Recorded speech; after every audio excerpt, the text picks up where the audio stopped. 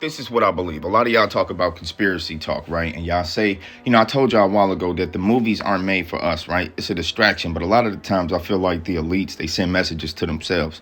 I think 300 is the number of families that actually help orchestrate and keep life running as smoothly as it is for the 13 elite families, right? So, again, the Medici family, Rothschilds, Rockefeller, House of Salt, House of Windsor, Walton family, Koch, Mars family, Ambani family, Lee family, Agnelli family, Altani family, right? The Morgan family.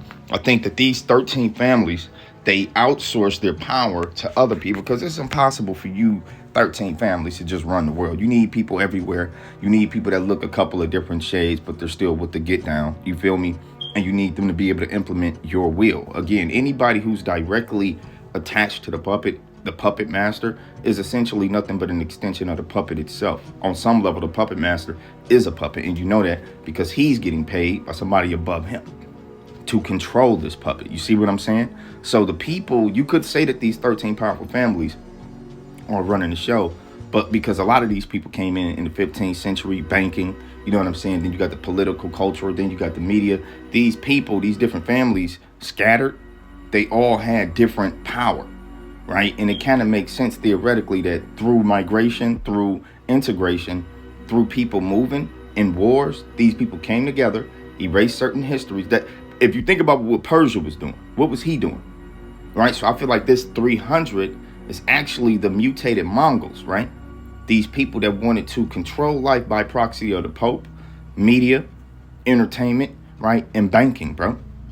And I think that this movie was symbolic of the 300 families that helped fight for the 13 families to keep the world, to take over, bro.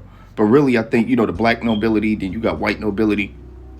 I think these Mongols came, infiltrated, controlled the people by proxy of the Pope, by proxy of the government, by proxy of banking.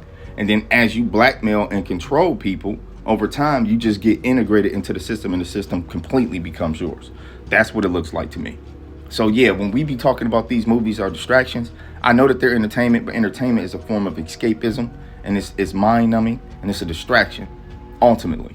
So I think that sometimes, just like Under the Silver Lake, at the end of the movie, when the dude met the guy, right, the antagonist, he's telling him, y'all, all that teenage rebellion crap, we the one put that in y'all ear. Y'all not doing nothing outside of what we wanted you to do. You're living your lives based off of somebody else's intentions, just like Neo in the Matrix. He was just a part of the system to reboot the Matrix, bro. So now you got to start to ask yourself, well, what moves can I make inside of this Matrix that they haven't already predicted? What thought can I think? What can I publicize? What can I put out there that goes against what they originally planned for me to do hundreds of years before I was even born? Everything a lot of us are doing, they already predicted you would do once information gets leaked. But they also know you have no power to control it. And they also know that a lot of the information, if you're not really doing real digging, right, looking at the concordance of words, history, backtracking, bullet points, if you're not connecting the dots, they know that you're not going to really put together and articulate an actual thought process that could wake people up from the actual spell. Do y'all see what I'm saying? It's really easy to control people, bro. Food, water, drink, air, right? Then you got negative health vices. You got limitations, bro, right? You put people in certain community, land carries certain vibrations. You continue these generational curses. You lock them into a slave system, 9 to 5, family, right? They're already tired. They're already unhealthy. They're eating low vibrational foods. These options are everywhere, right? And then by the time they get home, the family, they never have an original thought, an original invention. They just go to sleep. They repeat this process, and then they pass this indoctrination protocol on to future generations, continuing the lineage of rocking people to sleep and just working for the system. When you think about subconscious programming, infra images, infrasound, micro image so fast that you consciously don't see it, but subconsciously you do. Same thing with the sound. It's right beneath your conscious awareness of hearing it.